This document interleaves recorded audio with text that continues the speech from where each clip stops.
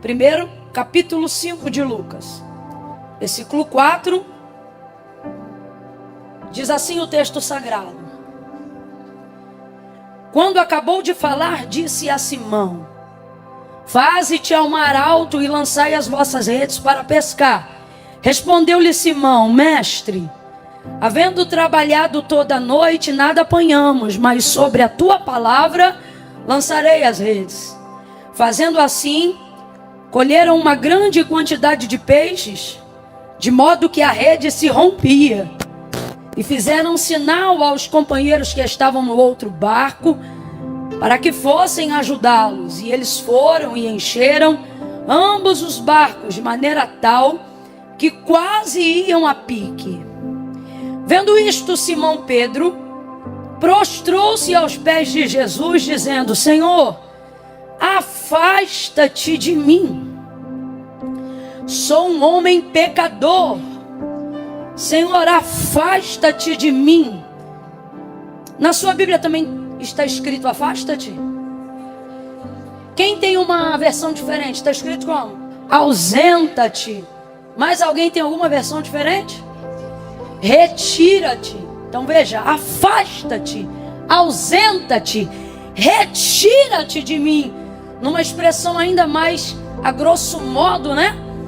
Se fosse no populacho, saia imediatamente, né? Aí continuando.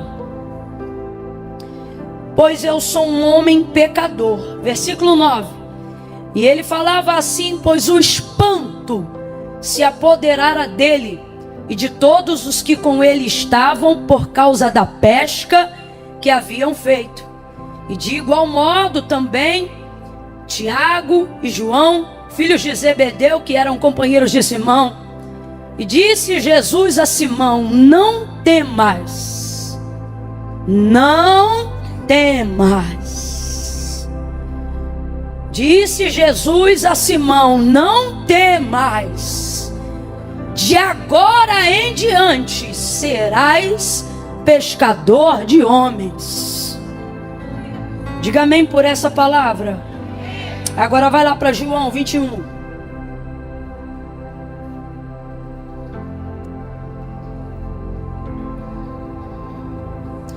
Versículo 14. Se podemos, diga amém. Era a terceira vez que Jesus se manifestava aos seus discípulos, depois de ter ressurgido dentre os mortos. Depois de terem comido, Jesus perguntou a Simão Pedro: Simão, filho de João, amas-me mais do que estes? E ele respondeu: sim, Senhor, tu sabes que te amo. Disse-lhe Jesus: apacenta os meus cordeiros. Em outras versões, apacenta as minhas ovelhas. Tornou a perguntar-lhe: Simão, filho de João, amas-me? E ele respondeu: sim, Senhor, tu sabes que te amo. Disse-lhe Jesus: apacenta as minhas ovelhas. Perguntou-lhe pela terceira vez. Perguntou-lhe pela... Completa aí para você não esquecer. Perguntou-lhe pela... Simão, filho de João, amas-me? E Simão se entristeceu por Jesus ter lhe perguntado terceira vez: amas-me? E respondeu então: Senhor, tu sabes tudo, tu sabes que eu te amo. E disse-lhe Jesus: apacenta as minhas ovelhas. E você diga amém por essa palavra. Senta ainda não.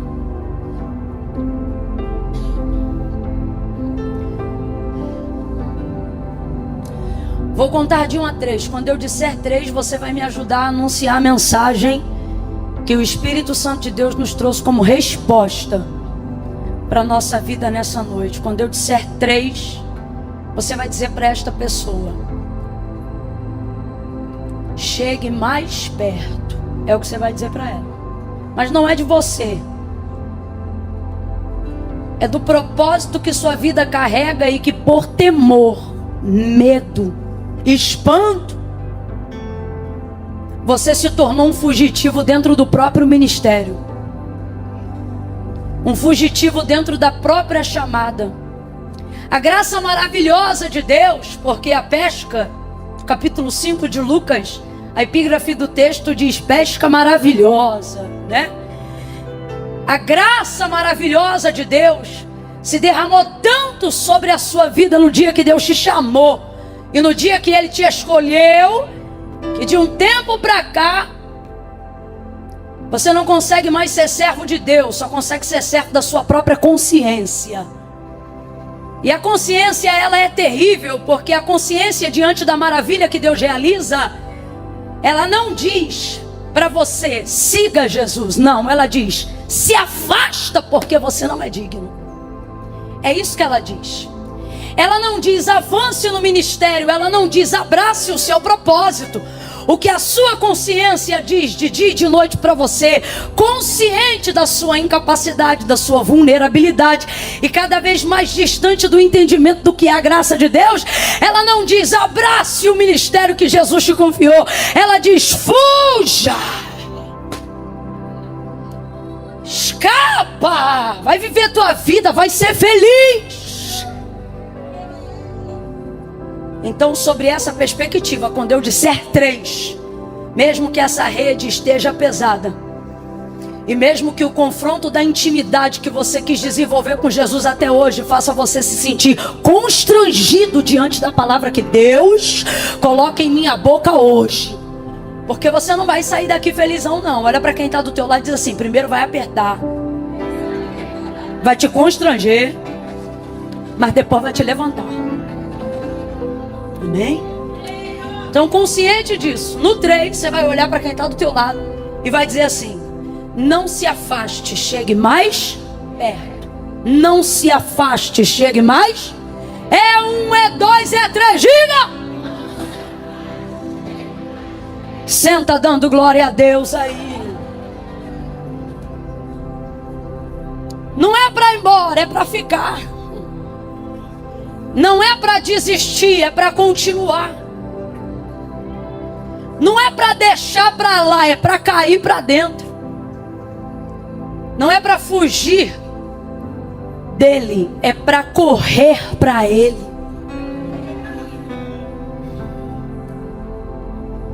Oh meu Deus, oh meu Jesus, aleluia.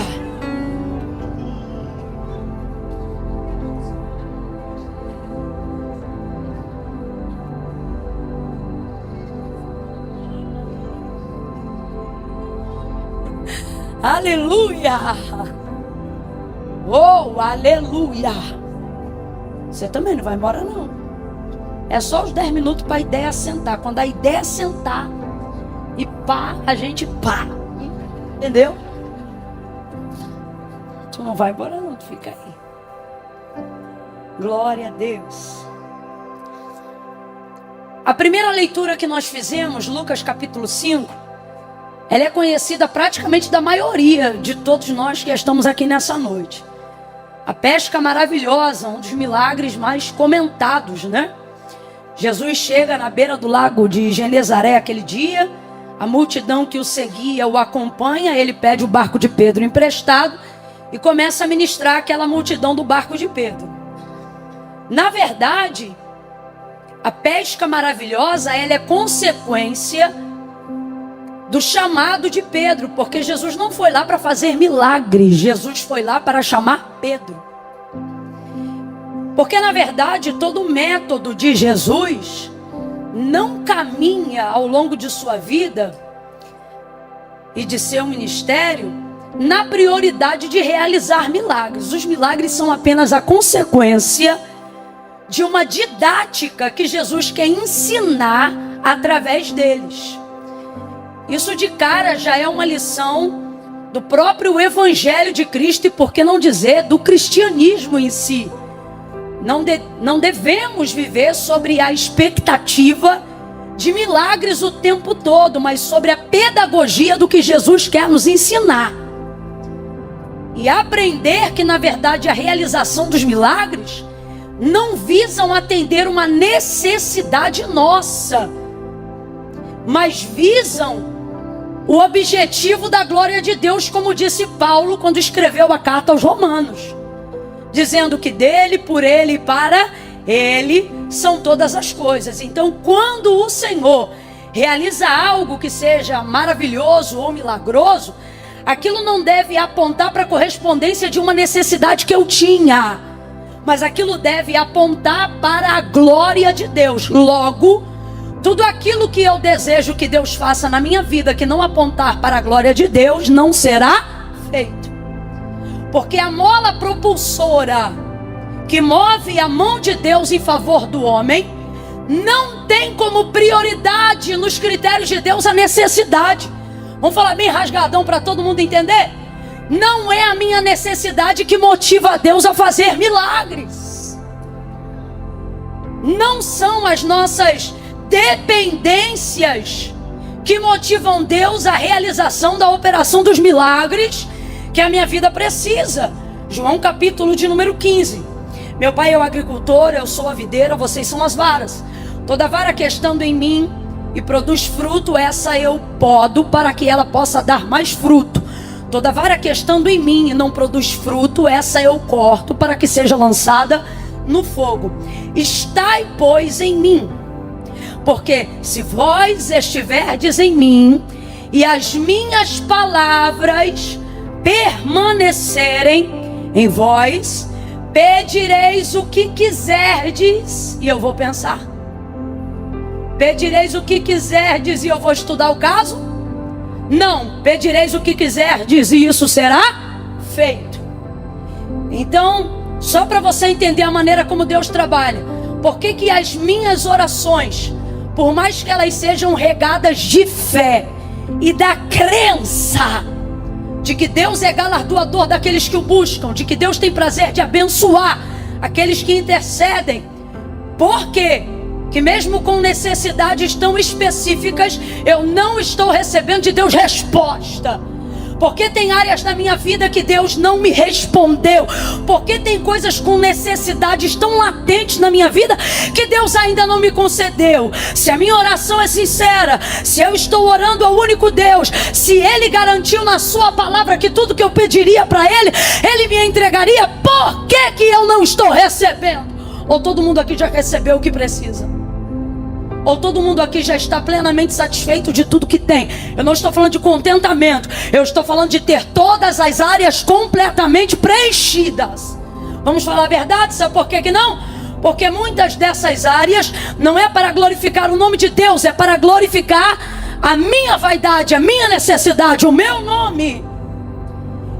E o comprometimento de Deus não é com aquilo que eu preciso apenas. O comprometimento de Deus é a glória de seu nome.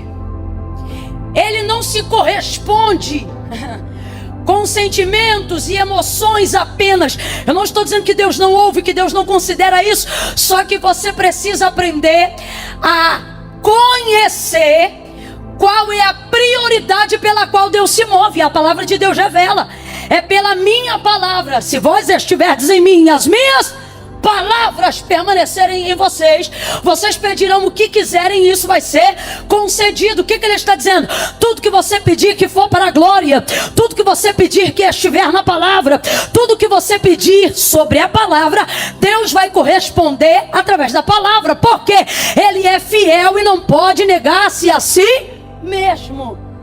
Mas a verdade é que muitas vezes achamos que o que determina o suprimento do que desejamos são as nossas necessidades.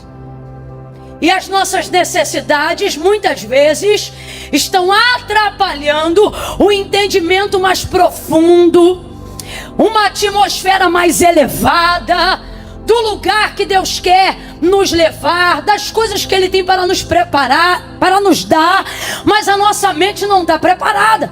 Por isso Jesus, depois de um tempinho de mentoria, logo no início do ministério, com os discípulos, vai dizer assim para eles: eu não quero vocês ansiosos com coisa alguma, preocupados com o que vão comer, preocupados com o que vão beber, preocupados com o que vão vestir. Vocês precisam saber que o vosso Pai, Ele não diz o vosso Senhor, Ele diz o vosso Só quem tem filhos aí, diga glória a Deus. Quando a fatura do cartão de crédito chega, tu dá na mão do teu filho para ele pagar? Só quem tem filhos menores. Quando eles sabem qual é o dia e qual é a conta que veio com o aviso de corte da Light, eles sabem. É na mão deles que vocês entregam a conta do telefone? Não, porque o responsável por aquilo são vocês. Agora diga para mim, ele usufrui da comida que você compra, sim ou não? Ele usufrui da luz que você paga, sim ou não? Ele tem roupas através das faturas que são geradas do cartão que está no seu nome, sim ou não? Ele se beneficia do seu serviço, sim ou não? Mas ele sabe que dia vence o cartão? Porque são questões de responsabilidade de um pai, de uma mãe dentro de uma casa. Guardadas as devidas proporções, isso é só um exemplo.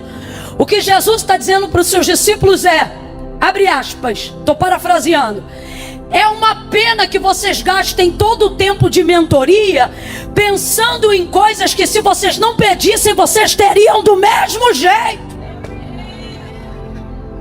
Porque eu estou falando sobre o suprimento de necessidades. E dentro do suprimento de necessidades, uma vez que vocês são recebidos como filhos, completa aí para mim, por favor. Uma vez que vocês são recebidos como... O nosso relacionamento precisa trafegar em uma esfera de áreas que não seja baseado por necessidade. Se você só se relacionar com Deus baseado em necessidade, nunca vai aprofundar seu relacionamento como filho. Sempre vai viver na dependência do socorro de um Senhor. Você vai viver de campanha e jamais vai construir relacionamento. Então há um convite de Jesus a todos aqueles que foram recebidos como filhos, a entenderem que a prioridade do reino não é o suprimento de necessidades. Logo, os milagres são consequências do ensino, e não a prioridade nem a temática de Cristo. Imediatamente eu me esvazio ao compreender isso. Vem comigo, continua. O dia do chamado de Pedro não é conhecido, diferente de outros dias, como a multiplicação de pães e de peixes. Mas ele é conhecido como a pesca maravilhosa. Completa aí. A pesca. Aquilo que é maravilhoso não fala sobre a correspondência de necessidades, mas sobre a consequência do chamado de um homem. Então entenda, Jesus não foi ali para poder impressionar com peixes. Jesus foi até ali para mostrar para Pedro o quão poderosa é a sua palavra. Quando você prioriza a palavra, milagre é consequência. Quando você se rende diante da palavra, milagre é consequência. Camila, por que eu não estou vendo milagres? Porque você só se relaciona com Deus por necessidade. O Senhor está dizendo, prioriza a minha palavra, que os milagres que você deseja, a minha palavra vai manifestar. Deus, ele se corresponde com a sua palavra. Deus reage diante da sua palavra. Gênesis capítulo de número 1. No princípio a terra ela se forma e vazia. O Espírito de Deus se movia sobre a face das águas. Quem ainda está comigo, diga amém. O Espírito que se movia lá no início, Gênesis 1. Quando não havia nada, era o Espírito de quem? De quem? E o texto é claro, ele está lá e ele está como? Vem comigo, ele está como? Mas ele está realizando alguma coisa? Ele está fazendo alguma coisa? Ele está trazendo à existência alguma coisa? Então no versículo 3 vai aparecer a seguinte nota: E disse Deus. Agora analise aqui comigo. Quando o Espírito se movia sobre a face das águas, aonde jazia trevas, no abismo, não é o espírito das trevas que está lá. Você acabou de reproduzir o texto comigo. O espírito é o de? O espírito é o de? Deus poderia fazer tudo que existe, tudo que há na criação dos Gênesis e do mundo aparecer na força de um pensamento, sim ou não? Segunda coisa, analise comigo. Deus já tinha a intenção de criar o mundo e tudo que nele existe, sim ou não? Isso já estava no projeto de Deus, sim ou não? Ele poderia apenas na expressão do pensar fazer tornar real e concreto tudo que hoje está diante dos nossos olhos, sim ou não? Sim ou não? Mas o método pelo qual ele opera é um método pelo qual ele também trabalha. Olha isso! O texto diz que ele se move, ele está presente. Vem comigo e diga assim: o mover é de Deus. Se você olhar Gênesis 2, o mover é de Deus. Pode vir, faz o som do mover. Isso. Só não esquece que é o mover de Deus. Isso.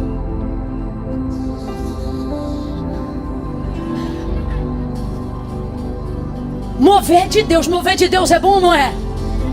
Mover de Deus é tremendo, não é? Mover de Deus é tão poderoso que não importa o quão densas sejam as trevas, nada impede dele entrar, nada impede dele se mover, nada impede dele estar. Eu não estou aqui para criticar o mover de Deus, mas nós estamos aqui para entender que não é milagre, que não é mover, mas que as coisas só passam a acontecer, e que o próprio Deus, que tudo poderia fazer pela expressão de um pensamento, também só vai fazer e só trabalha quando há manifestação da sua palavra. Move mais um pouco, vem. Ele está movendo, mas não tem sol. Ele está movendo, mas não tem lua. Ele está movendo, mas não tem porção seca. Ele está movendo, mas não tem erva, não tem fruto, não tem semente. Ele está movendo, mas não tem luz.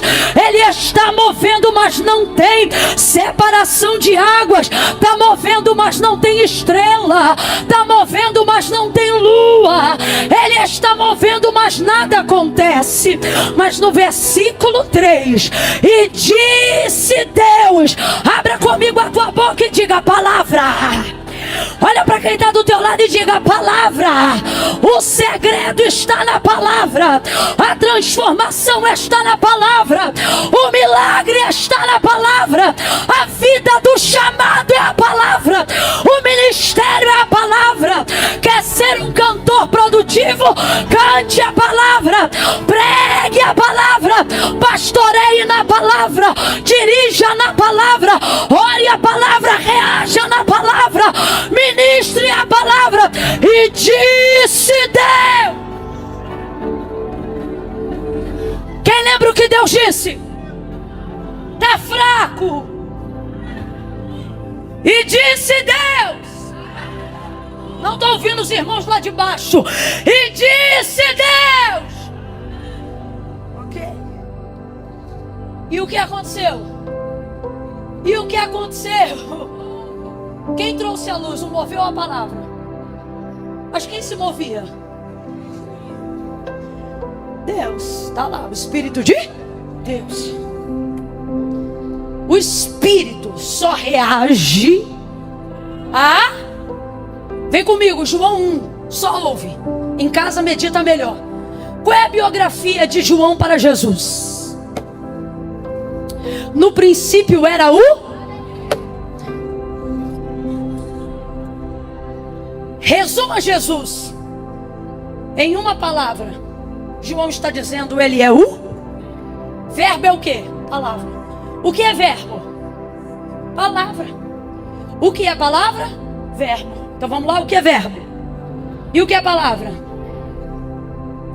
Aí João vai dizer, no princípio era o verbo estava com Deus e o verbo era? Aí você vê a trindade, o Espírito reage à palavra que Deus libera, e a operação dela, a realização dela é Jesus. Não entendeu? Volta para João 1. No princípio era o verbo estava com Deus e o verbo era Deus, nele estava a vida. Ele não disse a vida era o fogo. Ele não disse, não, lembra? E a vida era a luz dos homens. Sabe o que ele está dizendo? Antes de conhecer Jesus na cruz, eu já o via no haja. Não, Camila, mas ele só apareceu lá no ventre de Maria. Ali foi quando ele apareceu. E vimos a sua glória como a glória do unigênito do Pai, cheio de graça, justiça e verdade. Mas não significa que ele passou a existir a partir da consciência de Maria. ou da sua conceição, mas a partir do entendimento do que Moisés escreveu quando Deus lhe deu a criação do Gênesis.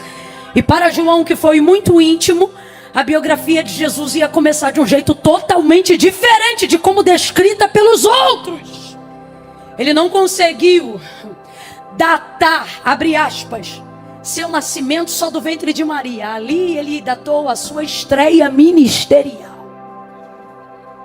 Para ele, a existência do Cordeiro, como diz a palavra, já está ali. Em Gênesis 1, quando disse Deus, haja. E não é errado, porque de fato, o Cordeiro não estava preparado por causa do pecado. Nunca se iluda com isso. Porque o pecado veio depois do nascimento do homem, quando o Éden, e o homem já estava vivendo dentro dele. O que a palavra de Deus declara sobre Jesus é que o Cordeiro já estava preparado antes da fundação do mundo. Então tira da tua cabeça a ideia de que Jesus é plano B por causa do pecado. Já estava pronto, já estava presente, inclusive de forma diferente, já estava manifestando um pouco de toda a transformação da qual o mundo iria receber. E disse Deus, haja luz, e houve luz. Então veja, Deus poderia ter feito tudo aparecer se quisesse na expressão de um pensamento, mas Ele só reagiu diante da sua palavra. Então veja, Deus se comove com meus sentimentos. Davi dizia, não estão as minhas lágrimas no teu odre? Não estão minhas obras no teu livro? Há um relacionamento interpessoal entre nós e Deus de maneira individual e exclusiva. Agora, quer prioridade de ação? Prioriza a palavra. Por quê? Porque antes de Deus corresponder diretamente a você, Ele está comprometido consigo próprio. Por exemplo, só para a gente entender melhor, lembra quando Deus disse que iria destruir todo o povo na saída do Egito, porque esse povo era rebelde, de dura cerviz? Esse povo viu maná, esse povo viu água sair da rocha, mas esse povo não se convertia, não se quebrantava. Como a gente fala grosso modo, eles saíram do Egito, mas o Egito não saía deles. Aquela mente cauterizada de escravo não compreendia a libertação, a terra prometida, e ficava murmurando no caminho. Todo mundo lembra disso aqui?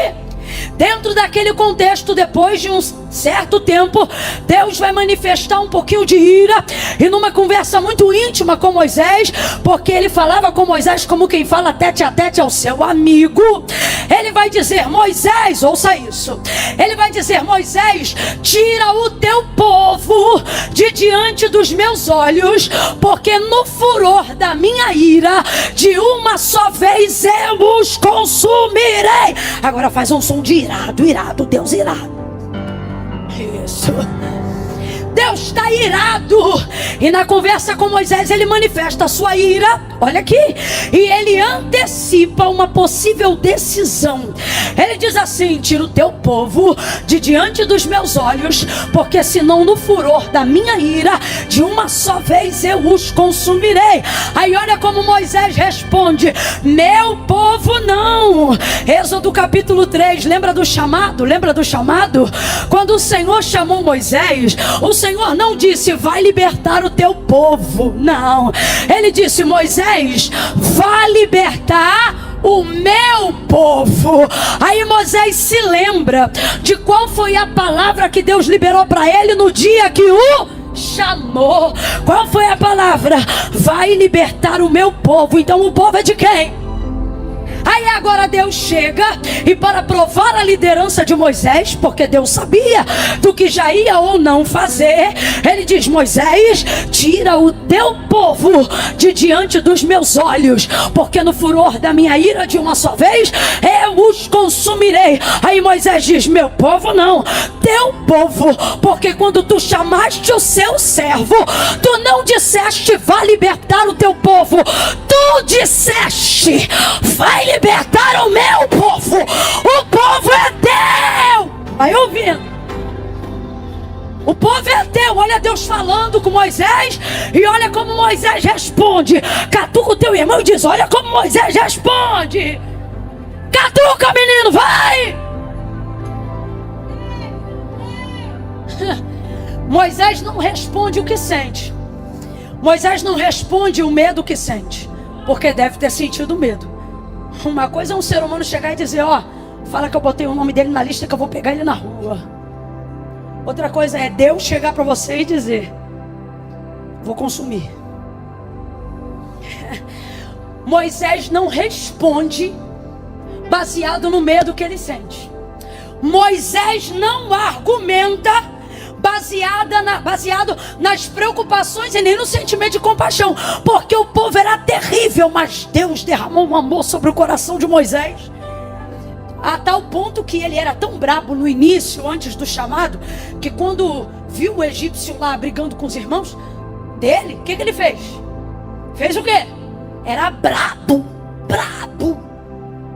Só que depois do chamado, o texto diz que ele se tornou o homem mais manso da terra naqueles dias. Então havia uma compaixão tremenda. Imagine o povo pelo qual ele está dando a vida. Deus agora chegar e dizer: vou consumir. Mas ele não respondeu de acordo com a sua compaixão. Ele respondeu de acordo com o que Deus havia lhe dito. Porque ele sabe, Deus pode escolher, Ele é Senhor, não ouvir minha compaixão, não decidir pelo meu medo, mas Ele jamais rejeitará. Ele jamais rejeitará. Ele jamais rejeitará. Porque a sua palavra é a expressão da sua fidelidade, e Ele não nega a si mesmo. Meu povo não, vai ouvindo aí que eu estou parafraseando o contexto para a gente andar. Meu povo não, teu povo. Porque quando tu me chamaste, tu não disseste vai libertar o teu povo, tu disseste vai libertar o meu povo. O povo é teu. Aí ele diz assim: pois eu vou consumir todos e vou começar uma nova geração a partir de ti. Aí ele diz assim: e como vai ficar o que tu disseste a Abraão? Por isso você não pode esquecer da palavra que Deus te liberou no dia que Ele te chamou. Por isso você precisa se apegar ao que Deus te disse quando Ele te trouxe para perto.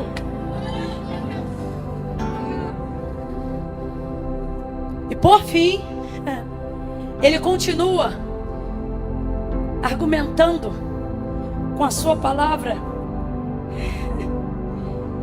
e não abusando da intimidade que Ele tem de falar com Deus como quem fala a um amigo.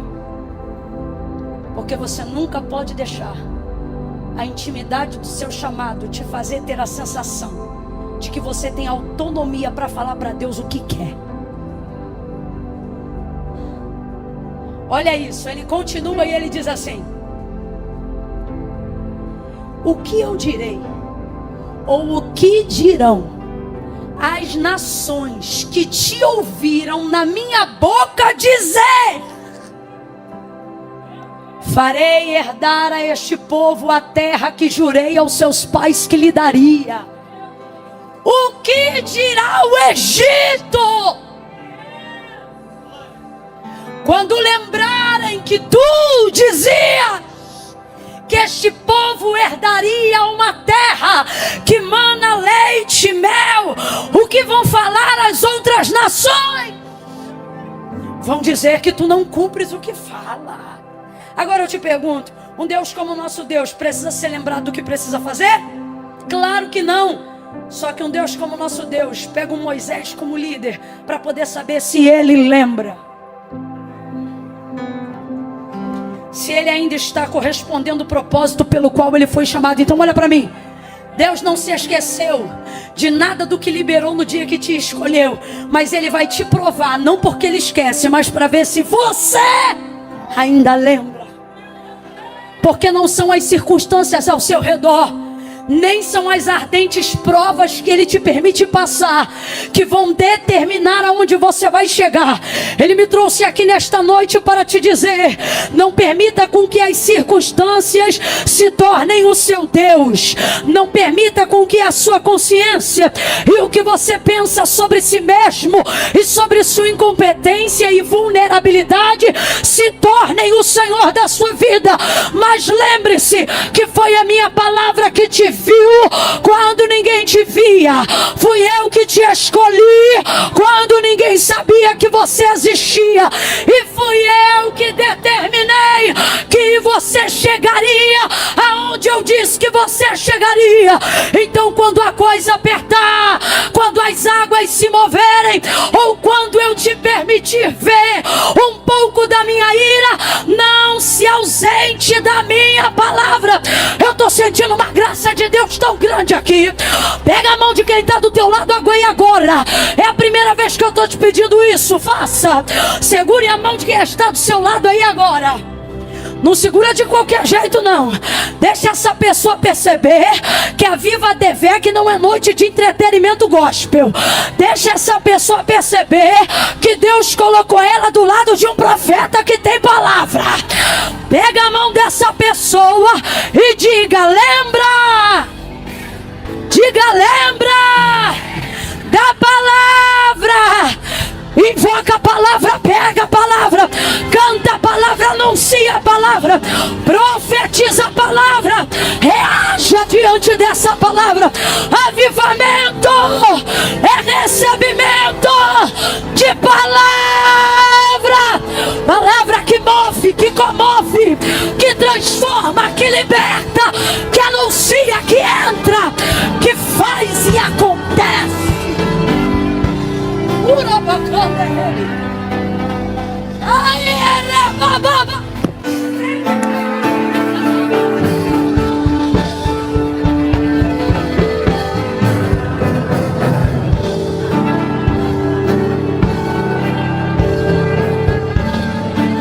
O Espírito de Deus está dizendo a alguém: lembra da promessa, lembra da palavra, lembra para que eu te chamei, lembra o que eu te disse quando eu te conheci, e coloca diante de mim.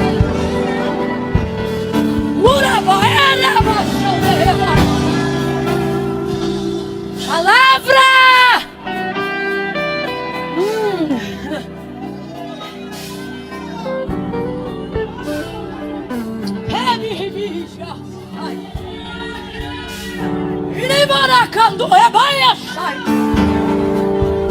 Deus está dizendo: eu não esqueci, mas deixe-me ver se você lembra. Por quê? Olhe para cá. Porque eu só vou até onde você for capaz de lembrar. Por quê? Porque eu só vou até onde você for capaz de reconhecer que fui eu. Camila, até onde vai Deus por mim?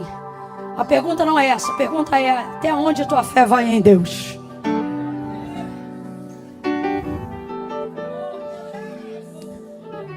Vai até onde? O que isso tem a ver com Lucas 5? Tudo. No dia do chamado dele, o Senhor foi lá e disse, depois de ter usado seu barco, disse a ele que já havia pescado uma noite inteira, ou melhor, trabalhado uma noite inteira, mas não havia pescado. Tem um lenço, um papel, qualquer coisa aí que não esteja emelecado, remelado ou lagrimado.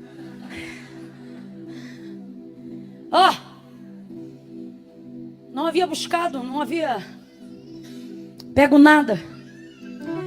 Jesus vai em direção a ele e diz assim: voltai ao mar alto.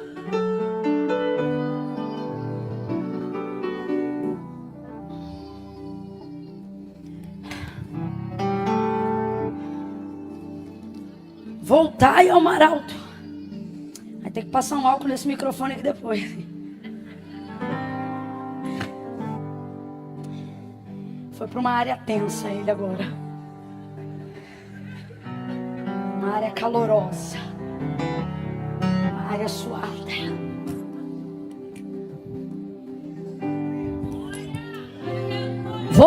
ao mar alto e lançai as vossas redes para pescar.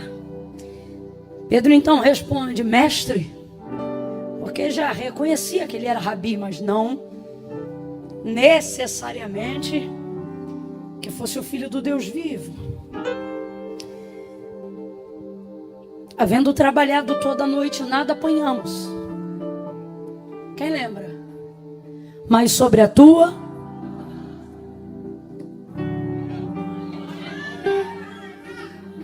seu chamado tem a ver com o quanto você lembra do que ele te disse. A envergadura do seu chamado tem a ver com a capacidade que você tem de lembrar do que ele te falou. O quanto você for capaz de preservar o que ele te falou vai determinar até onde ele pode te levar. Voltai ao mar alto e lançai as vossas redes para pescar. Mestre, havendo trabalhado toda a noite, nada apanhamos, mas sobre a tua palavra nós lançaremos a rede. Volta mar, volta barco, bota a rede, vai lá para o meio de novo. Quando chega lá, lança a rede. Essa é a parte mais difícil de quem recebeu um chamado. Perdão, ao contrário. Essa não é a parte mais difícil de quem recebeu um chamado. Qual? Lançar a rede, não. A parte mais difícil é quando a rede pega o peixe. Aonde o barco quase vai a pique? Quando ele tenta trazer o que ele pegou para a superfície. Então responda para mim, a palavra já havia se cumprido, sim ou não? Sim ou não?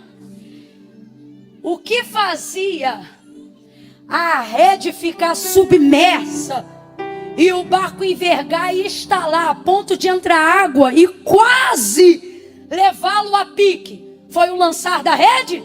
Foi o pegar do peixe. Agora veja, o resultado da palavra está ali nos peixes que estão dentro da rede, sim ou não? Então vamos lá, raciocínio lógico. Foi difícil lançar a rede? Foi difícil o quê? A palavra já se cumpriu, sim ou não? Você acha que não vai conseguir pelo esforço que está fazendo? O que você não está vendo é que esse esforço é resultado de uma palavra que já se... Vem comigo. No ministério, no chamado, na promessa que Deus te fez, o mais difícil não é crer que Deus vai fazer, é acreditar que você vai ser capaz de colocar para o lado de dentro o que Deus já começou a cumprir do lado de fora. Se liga nisso aqui. Quem é do mistério vai entender na hora. Não é do ministério, quem é do mistério vai entender na hora. O quê? O difícil não é crer que tudo que Deus me prometeu está aqui ao meu alcance. O difícil é trazer isso para a superfície. Vamos falar bem rasgado que é para todo mundo entender. Olha aqui, irmão. O peixe está lá embaixo, o resultado está lá embaixo. O que torna-se difícil é trazer isso para um campo de tangibilidade. É trazer isso para um campo de coisas físicas, concretas e, acima de tudo, acessíveis. Tá na minha rede, mas não tá na minha mão. Outra coisa, tá na minha rede, mas está levando meu barco para baixo. O barco é a estrutura que vai receber o peixe. Então vamos falar a verdade? A impressão que a gente tem é: como é que eu posso, debaixo de uma palavra, quase tá indo a pique? Vamos falar a verdade? A impressão que dá é o seguinte: se eu tivesse lavado a rede e voltado para casa, eu estava tirando a cochilo de quem trabalhou a noite inteira. Mas eu só estou nesse reme-reme. Eu só estou nessa dificuldade porque eu decidi não soltar a rede. Aí a mão dói, aí o barco estala, aí a dor vem, aí daqui a pouco a gente está tendo que tomar remédio, aí as coisas vão ficando difíceis. Por quê? Porque começa a aparecer o maior desafio de quem foi chamado: ficar entre a preservação do barco e o milagre. Fica entre a preservação do barco e os peixes. Responda com inteligência, igreja. O que é que vale mais? O que é mais caro? O que é mais caro? O barco ou os peixes? O povo aqui é inteligente. O que é mais caro? O que custa mais? O barco ou a rede? Ou perdão, ou os peixes? Então sabe o que sua consciência diz? Larga essa para proteger o... É ou não é? É ou não é? Aí Jesus trouxe gente hoje aqui para dizer, tua consciência te diz, luta pelo barco, preserva o barco, larga tudo e guarda o barco, protege o barco, larga tudo e protege você. Larga tudo, larga as promessas, larga o sonho, fecha o CNPJ, esquece do ministério, esquece da unção, da chamada, da promessa, deixa pra lá as coisas que Deus falou. Isso tá tirando o teu sono, isso tá roubando a tua vez, isso tá dificultando o seu entendimento. Aí Deus te trouxe hoje aqui para dizer a minha palavra. Pega o peixe, sustenta a rede e guarda o barco. Não vai quebrar barco, não vai rasgar rede e nem vai perder peixe. A minha palavra cobre você, cobre tua casa, cobre tua família, cobre teus negócios. A minha palavra cobre tudo que leva teu nome, cobre tudo que eu liberei sobre você.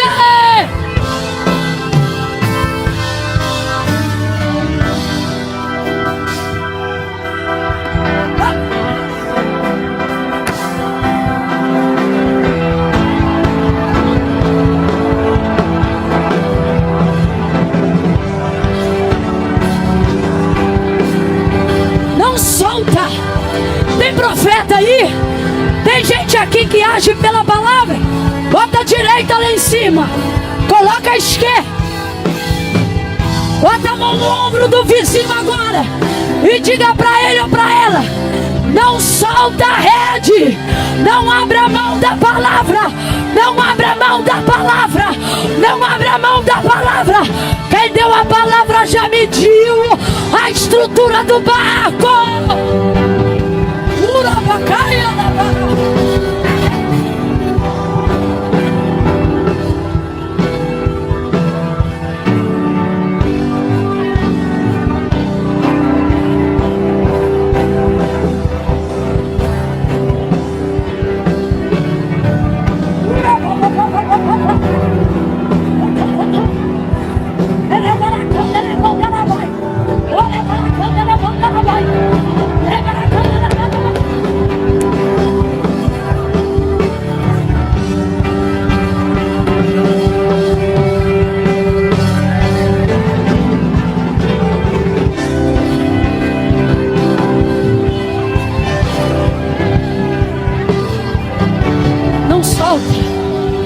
Não solta, não solta.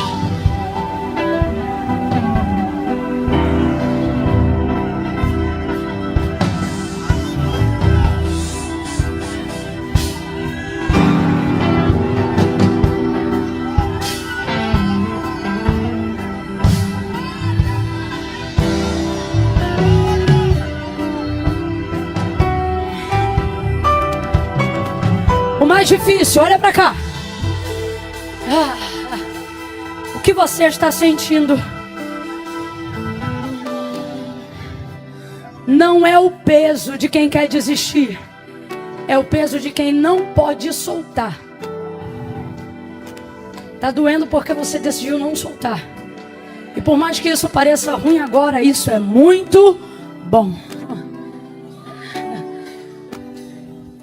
Se você fosse um desistente, irmão, tu já tinha aberto essa rede, voltado com o barco e comprado outra rede. Mas por que você não solta?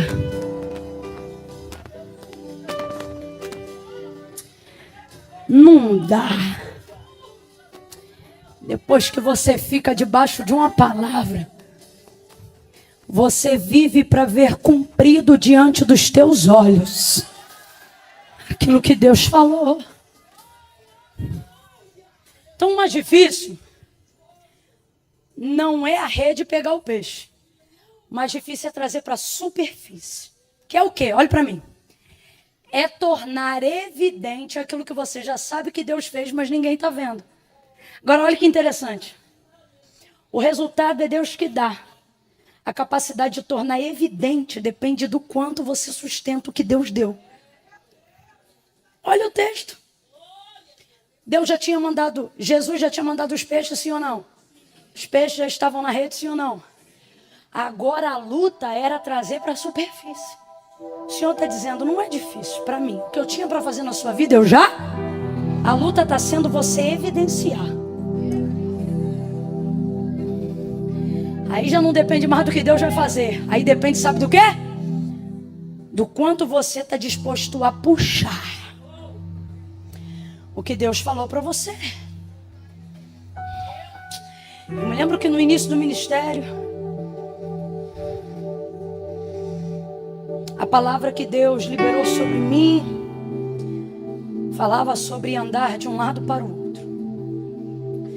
Nenhuma, nem duas, nem três vezes, mas por diversas vezes ao longo de anos.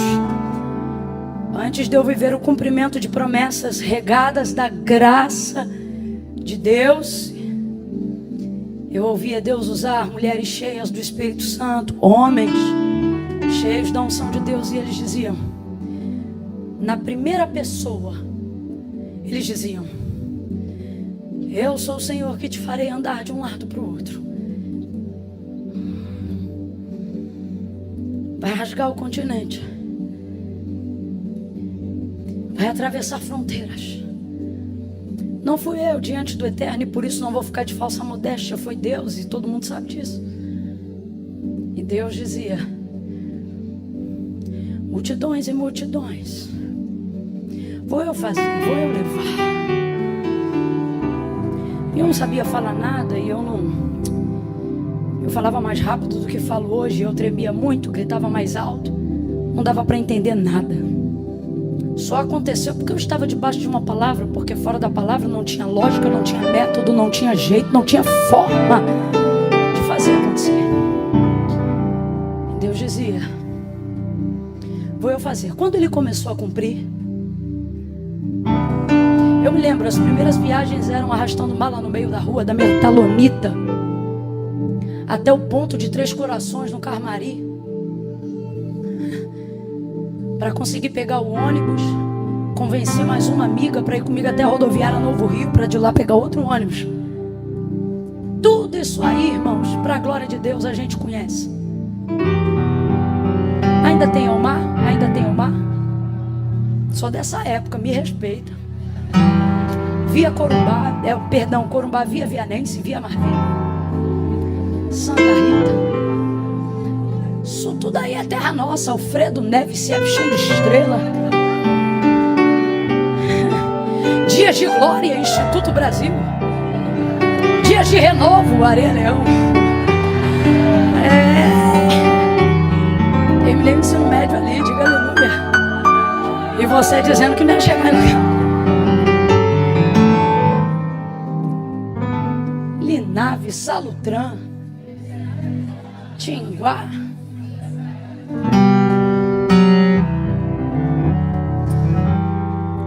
Ia pra igreja, fazia faxina. Aí já comecei a ministrar em alguns lugares. E aí o pessoal aqui começou a conhecer. Eu me lembro de parar no ponto da Linave, ali perto do antigo aeroclube. E eu parada ali, eu pensava, Deus, eu tô tão cansado. Eu podia passar alguém que me conhecesse pra me dar uma carona. Minha mãe daqui de prova, testemunha. Voltamos da faxina da igreja. A gente tava tão suja, tão fedorenta, que parada no coisa, eu falei assim, puxa mãe, eu já prego em tantos lugares, podia passar alguém aqui que conhecesse a gente e oferecesse só uma carona pra gente poder chegar em casa derrotada, irmão, com a fome. Eu já confundi o inimigo naquela época. E aí tô eu ali parada. Eu nunca mais esqueço disso. Era tão difícil tornar evidente o que Deus estava fazendo, Bruno, que eu me lembro de uma vez um carro de um pastor, um grande pastor aqui renda baixada, ele passar na frente, olhar para o ponto, desacelerar o carro, tipo, sei lá, de 50 ele foi para 20. E aí ele quase parar na nossa direção, aí ele olhar, e a esposa dele, eu li os lábios dela diante de Deus, ela disse assim, ele disse assim, é a Camila? Aí a irmã olhou, não, diante de Deus, ela olhou e falou, claro que não. Eu já estava quase dizendo, igual o cego que foi curado, sou eu mesma. E o carro pegou, foi-se embora. Eu olhei para minha mãe, não, eu não acredito. Eu falei, mãe, perdemos uma carona, porque ainda não é evidente aquilo que Deus já deu.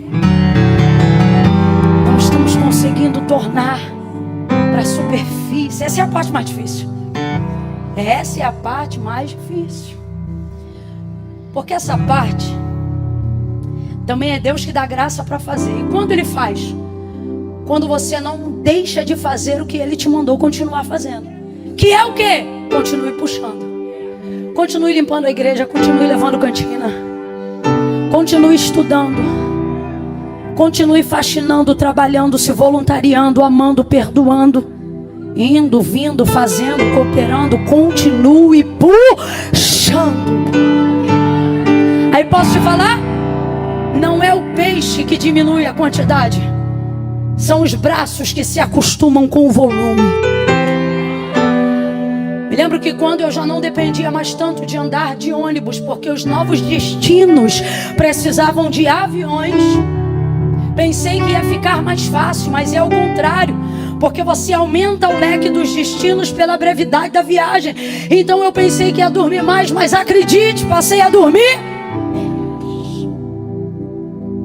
E nessa de dormir menos, e vai para lá e vai para cá, imunidade baixando, garganta inflamando, anemia crescendo, ferro arriando. Aí vai para médico, toma vitamina, faz uma coisa ou outra. E nesse inteirinho, os peixes continuam na rede. E ainda bem que os voluntários continuam a te ajudar. Deus manda companheiros quando você não abandona a rede. Eu me lembro muitas vezes, nenhuma, nem duas, nem três. Quem sabe você foi uma dessas vidas, de chegar dentro da igreja e eu pensar, hoje não sai nada, não tenho condições de fazer nada, como Deus vai me usar, como poderei ser útil no reino, eu estou derrotada. Aí vem os irmãos, vem as irmãs da marcha, toca na barriga, toca na cabeça, estou eu tocando, renovando, curando, libertando, sou eu tua ajuda, sou eu teu auxílio, eu te dou saúde, eu sou contigo, eu dou do laço, eu te levanto, eu te sustento. Aí tu sobe no altar igual um filhote de leão. Vai pra cima! Vai pra cima! Cada vez que tu puxa vem mais um pouco. Cada vez que tu puxa vem mais um pouco.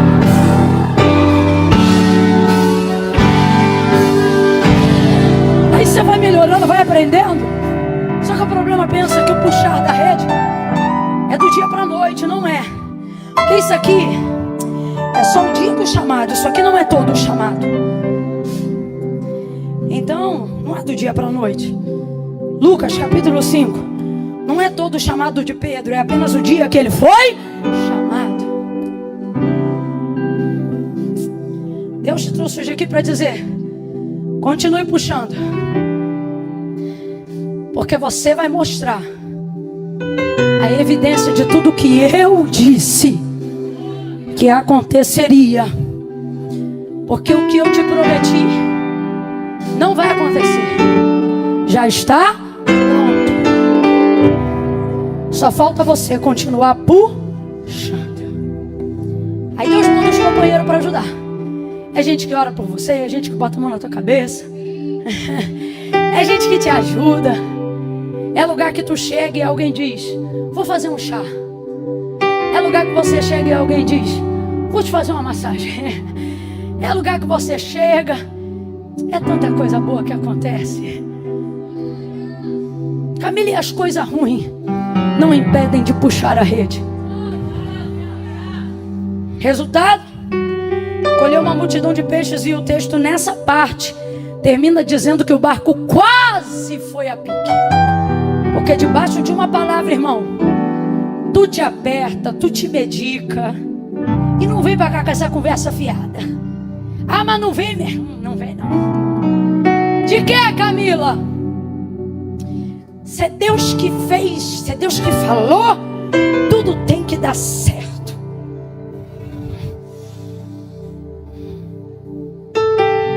A impressão que a gente dá é que a estrutura vai naufragar.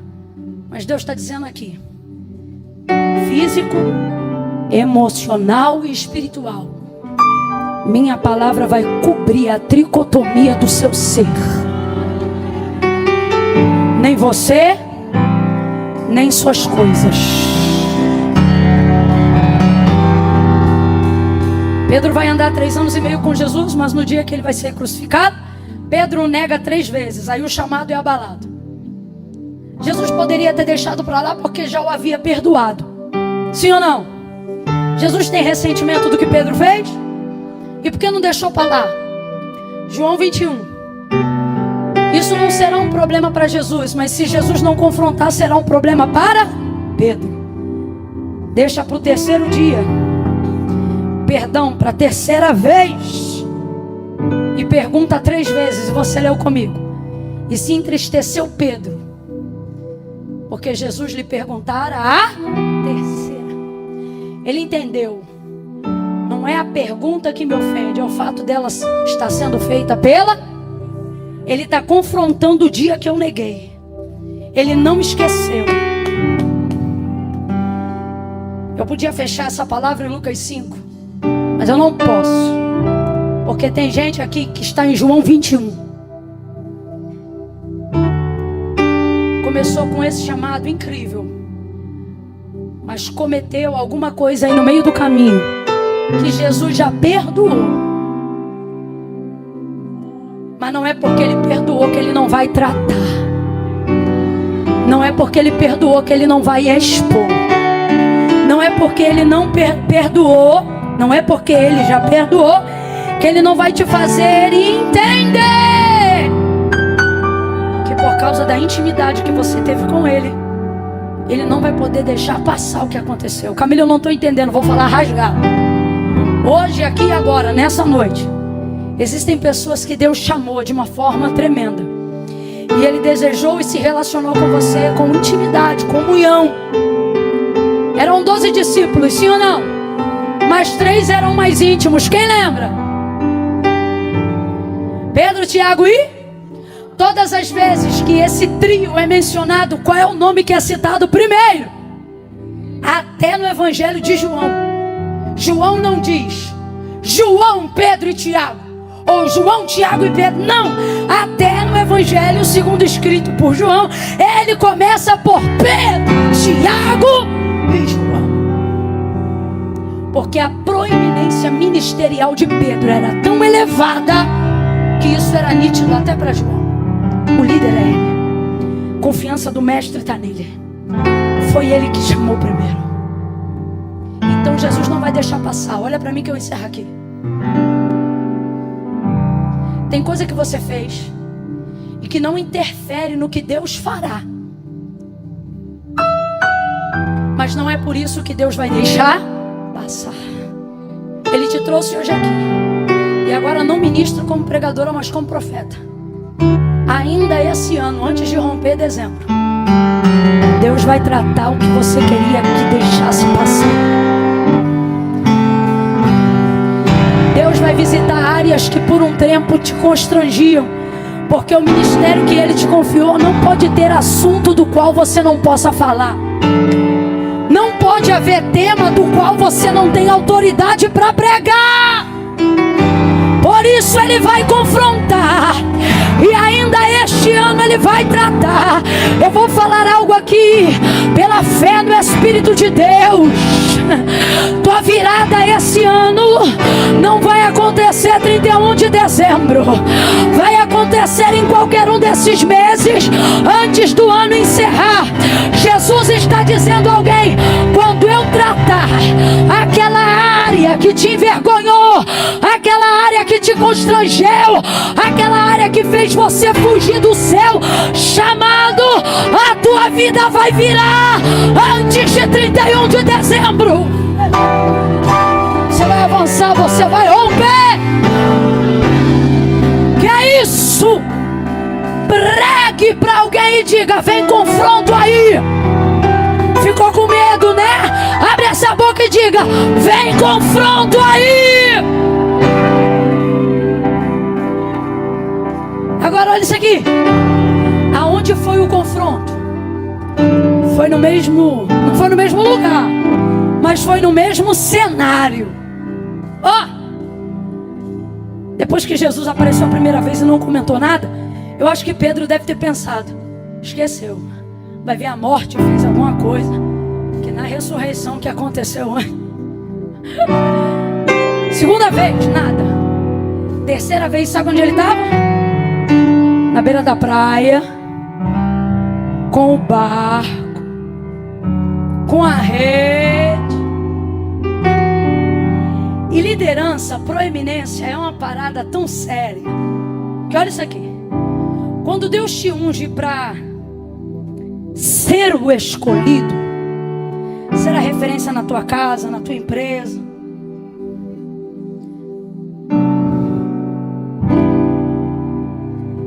você tem que ficar debaixo da palavra mesmo. Sabe por quê? Porque tu influencia até quando tu faz o que é errado. Davi, quando entrou na caverna, o que ele teve de seguidor maluco, liderança, proeminência, escolha, você leva isso para onde você for. Então escolha um tema que edifique e que glorifique a Deus. Ele estava numa praia, com aquele barco, aquela rede, e olha que loucura. Se você ler o início do capítulo 21, o texto diz assim: estavam todos sentados. Aí você percebe no texto: entediados, parados sem saber o que. Porque depois que você recebe de Deus uma palavra, você vive para cumprir a direção que Deus te deu. Você não está perdido porque não foi chamado. Você está perdido porque a energia que deveria usar para cumpri-lo, você usa para... Por isso você está perdido. Por quê? Porque dá mais trabalho fugir do que aceitar, filho. Aí tá todo mundo entediado, meio que sentado, parado, não sabe o que fazer, não sabe o que falar, não sabe mais para onde ir. Aí olha o texto quando você chegar em casa. Pedro levanta e diz assim: ó o sanguíneo, o que não consegue ficar quieto, o que tem que fazer alguma coisa mesmo que seja errada. Não que nesse caso seja, mas olha ele: vou pescar. Aí levanta João, levanta André e diz: vamos contigo. Olha a liderança. Tipo, o que você vai fazer? Nós vamos fazer? Jesus está dizendo: eu vou te tratar, eu vou te confrontar, porque o meu problema, abre aspas, contigo, é que eu sei que o que você for fazer, os outros vão fazer também. Então eu vou te alinhar, eu vou te podar, eu vou te estreitar. Olha de novo para o teu irmão e diga: vem confronto aí.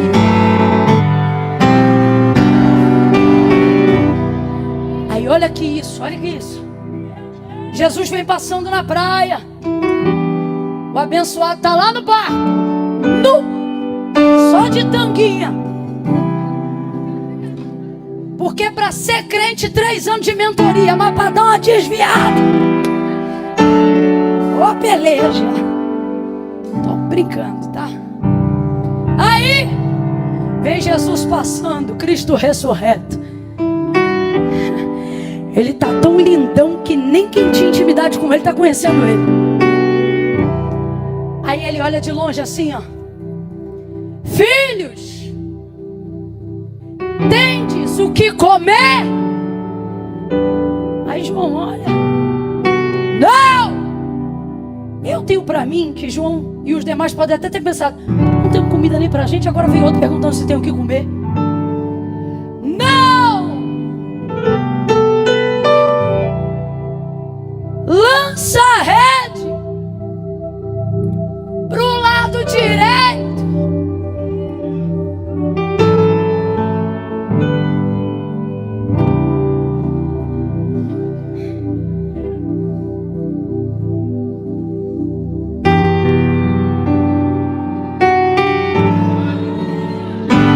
Isso o texto, isso que eu vou fazer agora, o texto não diz, sou eu que vejo, tá? pegar. Olha o tranco. Olha o tranco. Parece que eu vejo Pedro e João olhando um para o outro assim. Aí João olha lá. Pedro! É ele. Porque isso aqui só ele. É ele. Chamando de novo. Lembrando de novo. Levantando de novo. Esperança de novo.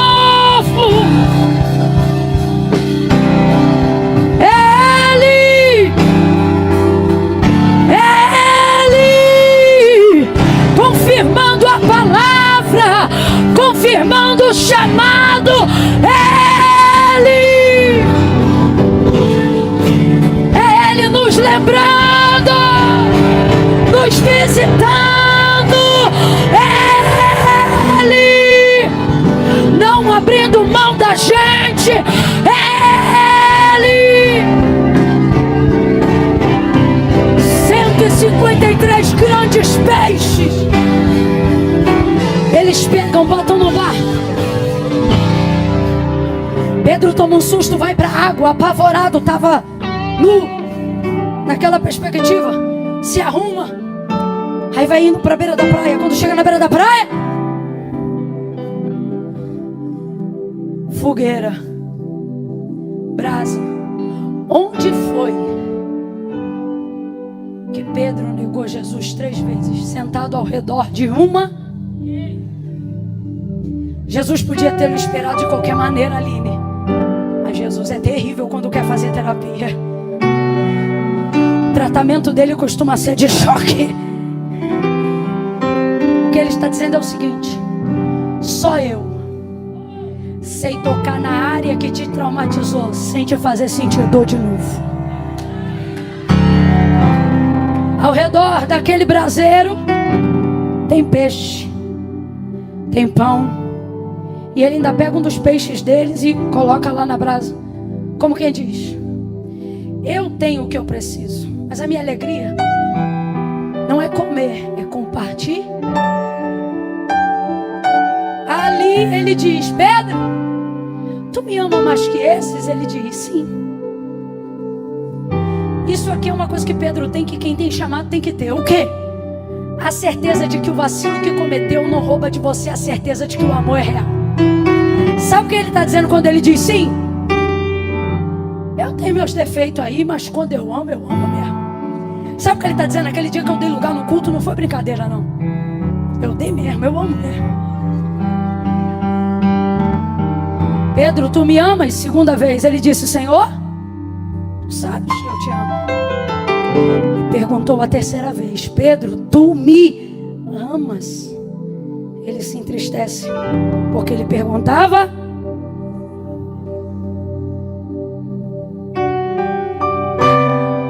Tu sabes tudo. Tipo assim, tu sabes o que eu fiz, mas tu também sabes que eu estava arrependido ou não estava? Estava ou não estava? Aí Jesus diz: apacenta as minhas ovelhas. Olha para mim. Pedro foi disciplinado ou promovido? Você está morrendo de medo, mas não fica não. De acordo com o texto, nós não estamos falando de regras, nem de quesito doutrinário. A igreja precisa de regras. A sociedade precisa de regras. Estou falando de um encontro individual com Jesus. Pedro estava arrependido, sim ou não? Diante da confissão do seu arrependimento sincero para Jesus, ele foi disciplinado ou promovido? Então veja, a consequência do meu pecado gera disciplina, mas o meu arrependimento diante de Jesus me...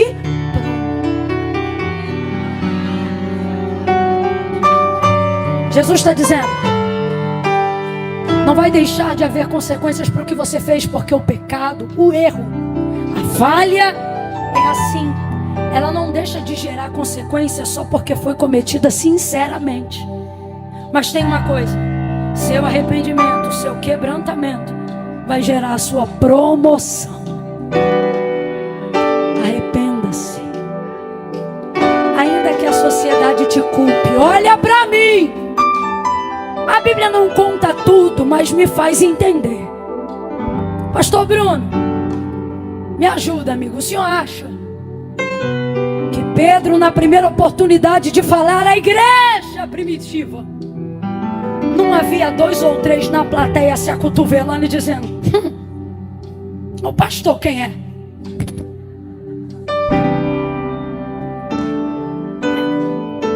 Dá para conjecturar isso, sim ou não? Não leva mal, mas eu consigo imaginar até João dizendo: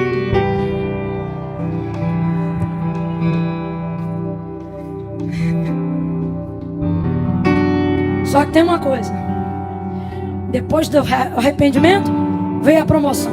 Depois da promoção, até a sombra do homem.